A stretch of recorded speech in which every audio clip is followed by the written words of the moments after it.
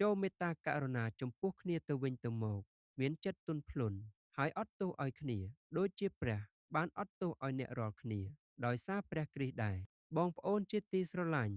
នៅសាលានិងកន្លែងធ្វើការឬសូម្បីតែក្នុងក្រុមមិត្តភ័ក្តិក៏មានមនុស្សជាច្រើនកំពុងរងការបៀតបៀន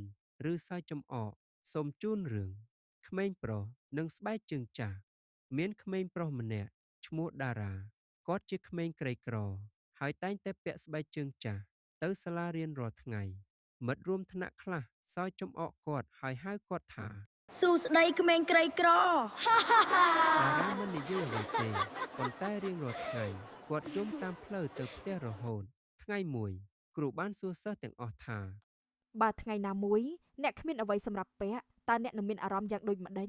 សិស្សទាំងអស់នៅស្ងៀមបន្ទាប់មកមានសិស្សម្នាក់ឈ្មោះវុធីបានយកស្បែកជើងថ្មីរបស់គាត់ឲ្យតារា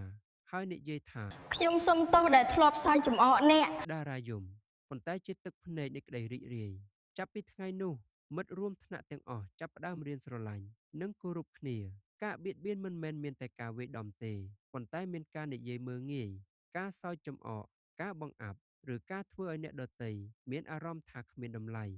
ពាក្យមួយអាចធ្វើឲ្យចិត្តមនុស្សឈឺជាងរបួសលើរាងកាយពេលខ្លះមនុស្សដែលត្រូវគេបៀតបៀនគេយំតែម្នាក់ឯង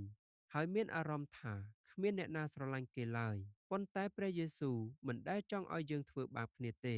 ទ្រង់បង្រៀនឲ្យយើងស្រឡាញ់គ្នាលើកទឹកចិត្តគ្នានិងជួយអ្នកដែលខ្សោយពេលយើងមើលងាយអ្នកដទៃ